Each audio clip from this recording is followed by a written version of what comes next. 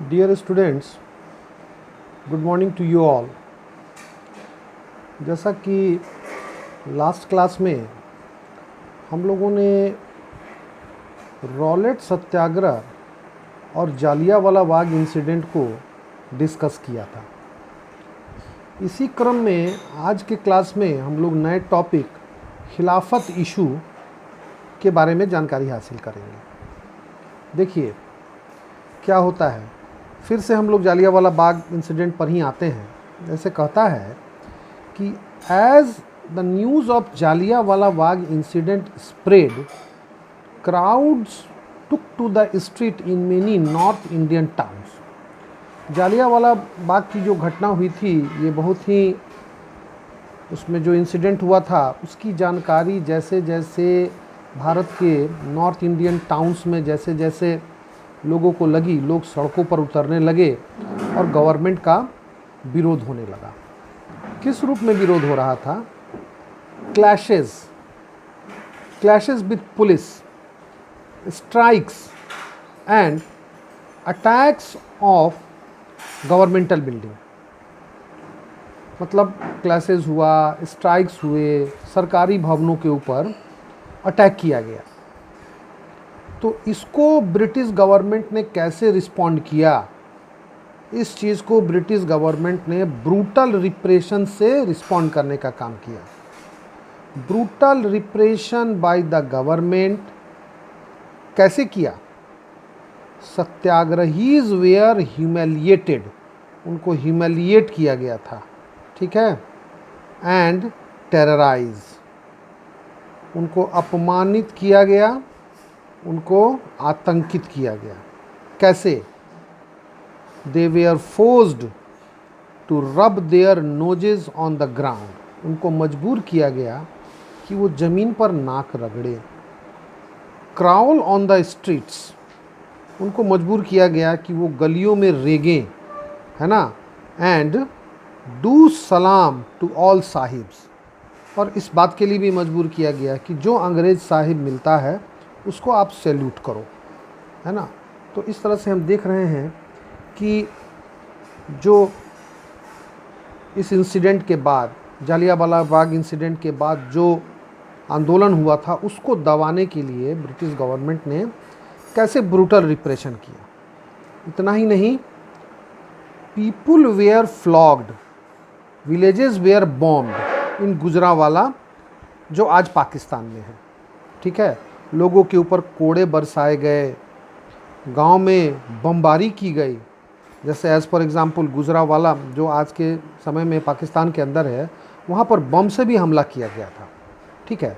तो इस तरह से हम देख रहे हैं कि इस आंदोलन को बड़ी कड़ाई से दबाने का काम अंग्रेज़ों ने किया। तो इस सिचुएशन में seeing violence spread, Mahatma Gandhi decided to call off the movement. तो जब वायलेंस बहुत ज़्यादा बढ़ा तो महात्मा गांधी ने इस रॉलेट सत्याग्रह को कॉल ऑफ करने का डिसाइड कर लिया, क्योंकि उनका कॉन्सेप्ट क्या था? उनका कॉन्सेप्ट था नॉन वायलेंट सत्याग्रह, लेकिन इसमें वायलेंस आ गया, और जब वायलेंस बहुत ज़्यादा बढ़ा तो महात्मा गांधी ने इस आंदोलन को बंद करने का निश्चय कर लिया। अब आते हैं नई चीज़ जो है खिलाफत इशू। देखिए क्या कहता है कि Rowlatt Satyagraha was a wide spread movement. निश्चित रूप से रॉलेट सत्याग्रह जो था एक वाइड स्प्रेड मूवमेंट था, है ना, but it was still limited mostly to cities and towns. लेकिन ये कहाँ तक एक्सपैंड किया था? ये नगरों और शहरों तक ही पहुंचा था, गांव-गांव में इसकी पहुंच नहीं हो पाई थी, ठीक है। महात्मा गांधी ने जो 3 छोटे छोटे जगहों पर साधारण लोगों के बीच जो सत्याग्रह को लॉन्च किया था, उससे ये बड़ा ज़रूर था, लेकिन ये कहाँ तक लिमिटेड हुआ? ये नगरों और शहरों तक ही पहुंचा, और वायलेंस बढ़ने के बाद महात्मा गांधी ने इसको बंद किया। But again Gandhi ji wanted to launch more broad base movement in India. अब महात्मा गांधी की नज़र कहाँ थी? वो चाहते थे कि इससे भी बड़ा ब्रॉड बेस मूवमेंट भारत में चलाया जाए, मतलब एक ऐसा बड़ा मूवमेंट जिसका एक्सपेंशन पूरे भारत में हो, है ना। तो he was certain that such movement could be organized by only bringing Hindus and Muslim closer together. लेकिन वो जानते थे कि अगर कोई ब्रॉड बेस मूवमेंट चलाना है तो ये तभी पॉसिबल होगा जब हिंदुओं और मुसलमानों को एक साथ लाया जाए। हिंदू और मुस्लिम जब जुड़ेंगे तभी जा कर के एक ब्रॉड बेस प्रोग्राम जो है, एक ब्रॉड बेस मूवमेंट जो है उसको लॉन्च किया जा सकता है। तो ये कैसे होता, मुसलमानों को हिंदुओं के साथ कैसे जोड़ा जाता एक बड़े प्रोग्राम में? One way of doing so was to take up Khilafat issue. इसके लिए महात्मा गांधी को एक अवसर मिला। वो अवसर क्या था? दैट वाज कॉल्ड खिलाफत इशू। अब हमको समझना है कि ये खिलाफत इशू एक्चुअली था क्या। व्हाट वाज खिलाफत इशू? देखिए, actually the first world war had ended with the defeat of Ottoman Turkey. First world war समाप्त हो चुका था, जिसमें आप जानते हैं कि एक्सिस पावर की हार हुई थी और टर्की जो है वो एक्सिस पावर में शामिल था जर्मनी के साथ, और टर्की में ऑटोमन एम्पायर का शासन था। इसीलिए इसको कहा गया ऑटोमन टर्की, जिसकी की फर्स्ट वर्ल्ड वार में हार हो चुकी थी। हारने के बाद क्या होता है? और र्यूमर स्प्रेड, एक अफवाह फैल गई that a harsh peace treaty was going to impose over the Ottoman empire.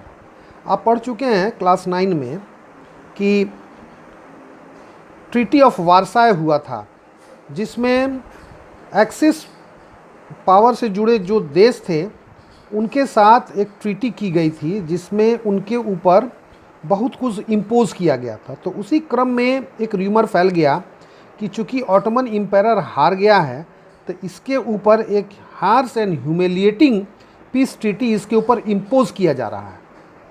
ठीक है, यहाँ पर हमको ये समझना होगा कि ये जो ऑटोमन एम्पायर था उसका क्या पोजीशन था।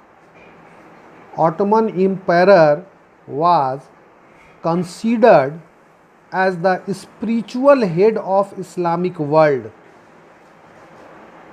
उस समय दुनिया भर में एकमात्र मुस्लिम एम्पायर ऑटोमन एम्पायर था जिसका शासन टर्की के ऊपर था। इसीलिए दुनिया भर के मुस्लिम्स जो ऑटोमन एम्पायर था उसको इस्लामिक वर्ल्ड का स्पिरिचुअल हेड मानते थे। ठीक है, और उसको क्या कहा जाता था? खलीफा। खलीफा मीन्स हेड, है ना। यानी कि ऑटोमन एम्पायर जो था was considered as the spiritual head of Islamic world. वो इस्लामिक दुनिया का स्पिरिचुअल हेड था, खलीफा था। और एक र्यूमर स्प्रेड हो गया था कि ऑटोमन एम्पायर को ह्यूमिलिएट और हैरेस किया जा रहा है। किसके द्वारा? अंग्रेज़ों के द्वारा। क्योंकि फर्स्ट वर्ल्ड वार में किसकी जीत हुई थी? ब्रिटेन की जीत हुई थी, और ट्रीटी ऑफ वारसाय के माध्यम से एक्सिस पावर के देशों को ह्यूमिलिएट किया जा रहा था। ठीक है ना। तो पूरी दुनिया में मुसलमानों के अंदर एक माहौल बन गया कि उनका जो स्पिरिचुअल हेड है ऑटोमन एम्पायर, उसको हैरेस एंड ह्यूमिलिएट किया जा रहा है। तो दुनिया भर के मुस्लिम उस समय अंग्रेज़ों के खिलाफ हो गए थे। तो ये खिलाफत जो है हिंदुस्तान के अंदर भी था। ठीक है, तो कहता है to defend the khalifa's temporal power, मतलब टेम्पोररी बेसिस पर ऑटोमन एम्पायर को ही स्पिरिचुअल हेड माना गया था। तो इसी टेम्पोरल पावर को डिफेंड करने के लिए भारत के अंदर एक Khilafat committee was formed by young Muslim leaders such as Shaukat Ali and Mohammad Ali in March 1919। March 1919 में अंग्रेज़ों के प्रति अपना विरोध दिखाने के लिए भारत के मुसलमानों ने, कुछ यंग जनरेशन लीडर्स थे, शौकत अली और मोहम्मद अली, उनके लीडरशिप में एक कमेटी का गठन किया गया जिसका नाम था खिलाफत कमेटी, जिसका काम क्या था? जिसका काम था उस समय अंग्रेज़ों का विरोध करना। ठीक है, तो ये खिलाफत इशू समझ में आ रहा है? ठीक है, तो फिर क्या होता है? The Ali brothers and Gandhi ji discussed about the possibility of united mass action. Congress तो अंग्रेज़ों के विरोध में थी, अब उस समय मुस्लिम्स भी अंग्रेज़ों के विरोध में आ गए थे, तो अली ब्रदर्स और गांधी जी मिलकर के एक यूनाइटेड मास एक्शन की पॉसिबिलिटी को डिस्कस कर रहे थे। Gandhi ji saw this an opportunity to bring Muslims under the umbrella of unified struggle. Gandhi ji ने भी देखा कि ये एक अच्छा मौका है, अगर हम खिलाफत मुद्दे को सपोर्ट कर देते हैं तो ये मुस्लिम्स जो हैं ये अम्ब्रेला ऑफ यूनिफाइड स्ट्रगल के अधीन आ जाएंगे और एक बड़ा मूवमेंट हम चला सकते हैं। ठीक है, तो at Calcutta session of Congress in September 1920, आपको इसको याद रखना है, Calcutta session of Congress in September 1920। ये इसलिए भी इम्पॉर्टेंट है क्योंकि ये मैप वर्क है, मैप के क्वेश्चंस में ये आता है कांग्रेस के सेशंस के बारे में, है ना। तो आप इसको याद रखेंगे कि सितंबर 1920 में कांग्रेस का कलकत्ता में एक अधिवेशन हुआ था। ठीक है, जिसमें महात्मा गांधी ने क्या प्रपोज किया था? प्रपोज यानी कि he tried to convince the other leaders of the need to start a non cooperation movement. इस कलकत्ता सेशन में महात्मा गांधी ने कांग्रेस के अन्य लीडर्स को ये कन्विंस करने का प्रयास किया था कि एक नॉन कॉपरेशन मूवमेंट को चलाने की ज़रूरत है इन सपोर्ट ऑफ स्वराज एंड खिलाफत।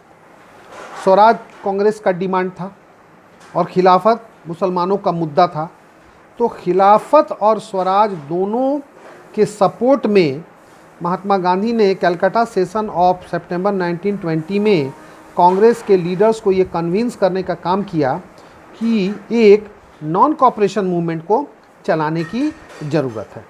तो इस तरह से हम देख रहे हैं कि एक बड़े मूवमेंट, नॉन कॉपरेशन मूवमेंट के लिए एक माहौल तैयार हो रहा है।